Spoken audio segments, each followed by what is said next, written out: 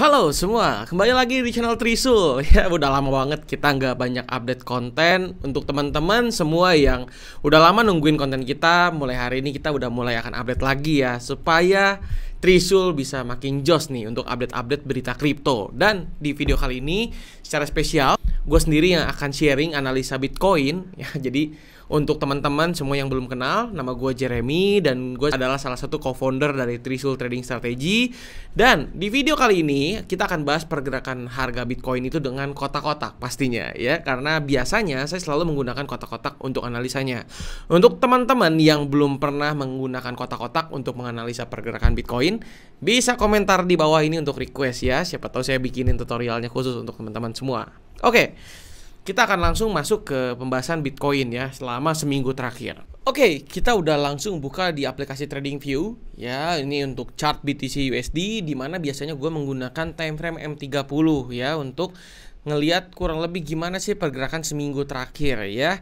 Nah, biasanya gue selalu menggunakan metode kotak-kotak. Mungkin kalian yang belum pernah dengar gue ngonten nih, mungkin masih bingung ya kotak-kotak itu seperti apa, gimana sih bisa, mungkin gue refresh sedikit. Jadi, kotak-kotak itu adalah zona pergerakan harga Jadi kotak-kotak itu sebenarnya adalah suatu zona pergerakan harga ya, yang gue tandain dengan kotak-kotak. Makanya gue sebut dengan kotak-kotak. Di mana harga itu pada dasarnya mengulang dan ada polanya. Jadi kalau kalian lihat support, resisten dan kalian tandain, itu sebenarnya ngulang. Contohnya gini, kalau kalian bisa lihat ya, misalnya ya, yang sederhana dulu aja, ini sederhana. Kalau kalian lihat ini ada support, ini ada resisten. Kenaikan Bitcoin spike 7%. Lalu habis itu dia turun kurang lebih sekitar 4%. Nah, ketika terjadi breakout ya, ini di breakout nih ya, ini support, ini resisten ya yang tadi saya bilang, yang tadi gua bilang ya. Kalau kalian cek ya, ketinggian kenaikan harga dari support ya yang terbentuk sebelum breakout, support terendah ya kita berbicara di sini, maka akan terjadi pantulan ya. Sehingga teman-teman kalau udah ngerti caranya pakai kotak-kotak itu udah kayak cenayang. Bisa prediksi harga Bitcoin itu ya cukup akurat. Kenapa bisa? Karena dasarnya harga itu mengulang. Nah, oke, kalau teman-teman bingung, tenang, nanti gue bikinin lagi konten baru besok untuk penggunaan Magic Box. Tapi jangan lupa tulis di kolom komentar ya, biar gue makin semangat nih kontennya. Oke, kita lanjut lagi.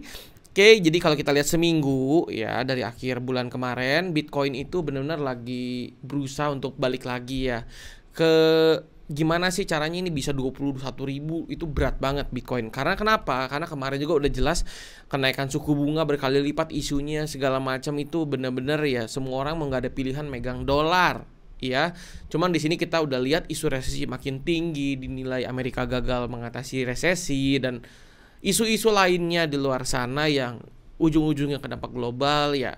Ada kemungkinan besar ini Bitcoin ya bisa jadi aset safe haven tambahan ya, selain gold, karena gold aja udah naik ya. Oke, kita lihat dulu ya secara teknikal seminggu terakhir ya. Biasanya gue simple, biasanya cuma lihat dengan menggunakan trend line. Misalnya gue lihat trend line-nya dulu ya. Ini kan kita lihat masih ada kenaikan ya. Kita ngomong seminggu terakhir, oke. Supportnya ini cenderung menaik ya, dan di sini udah ada breakout, oke.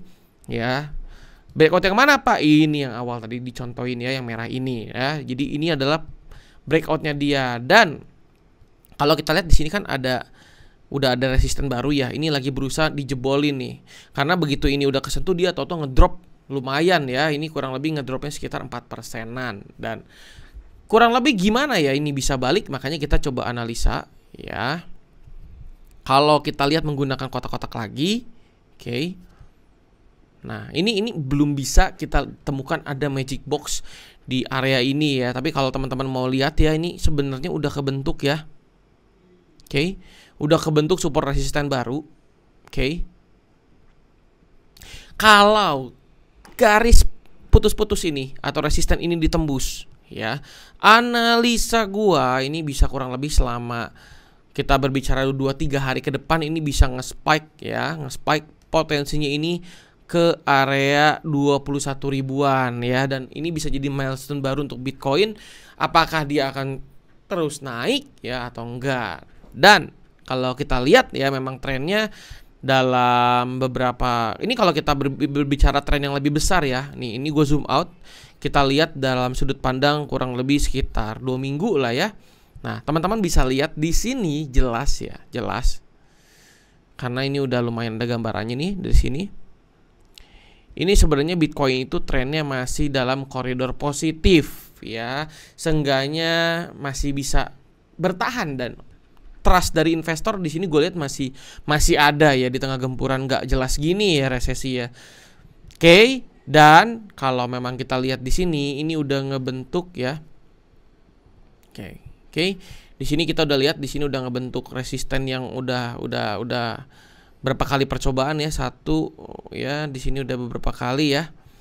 Dan ini adalah resisten kuat. Di sini kalau gue lihat ini resisten kuat, dan cenderung kalau kita mulai di ini lebih kelihatan ya.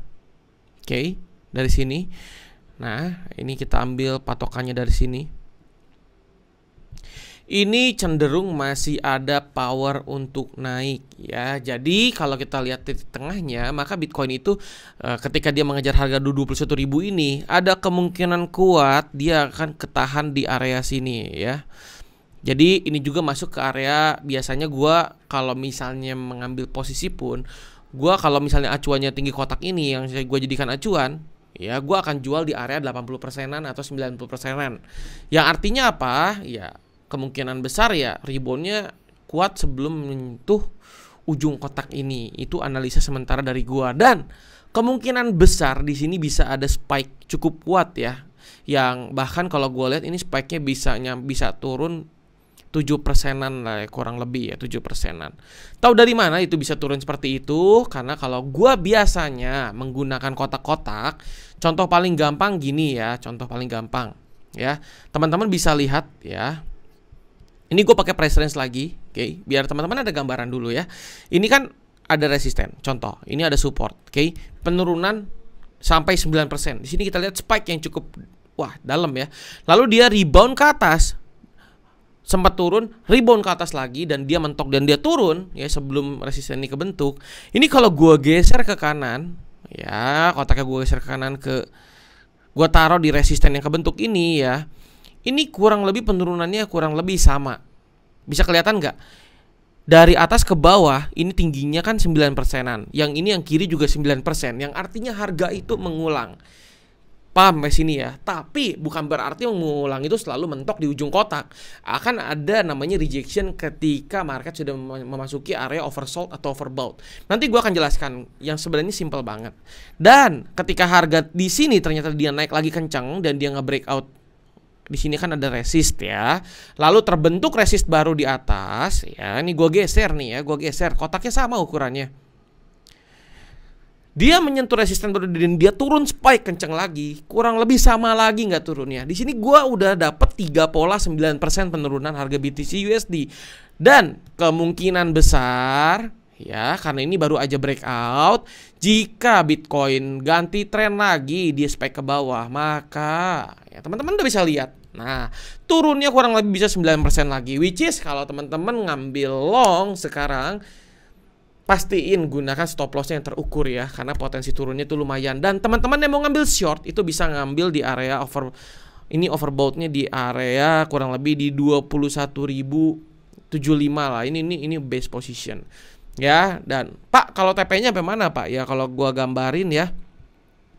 Kalau gua nge-short di sini, gua TP-nya kemungkinan gua paling ngambil nggak gede-gede lah ya, gua ambil range 3% aja lah. Oke. Dengan stop loss-nya paling gua kecilin di maksimal 2%. Oke, jadi ini mungkin bisa menambah insight teman-teman untuk menganalisa market dengan kotak-kotak. Kalau teman-teman masih bingung, bisa tanya di kolom komentar. Gua pasti bikinin yang teman-teman tanya. Misalnya mau nanya, Pak, gimana cara bikin kotak-kotak? Pak, gimana caranya ETH di kotak-kotakin? Pak, biasanya pakai formula apa? Teman-teman tulis di kolom komentar, gue bikinin. Ya, tapi tulis kolom komentar biar gue semangat konten. Oke, gue pastiin Trisul aktif lagi demi kalian supaya bisa dapat insight lagi tentang kripto lebih jos. Kita akan ketemu lagi di konten berikutnya. Jangan lupa subscribe, share, dan like. Sampai jumpa lagi. Trade with Trisul, tetap cuan.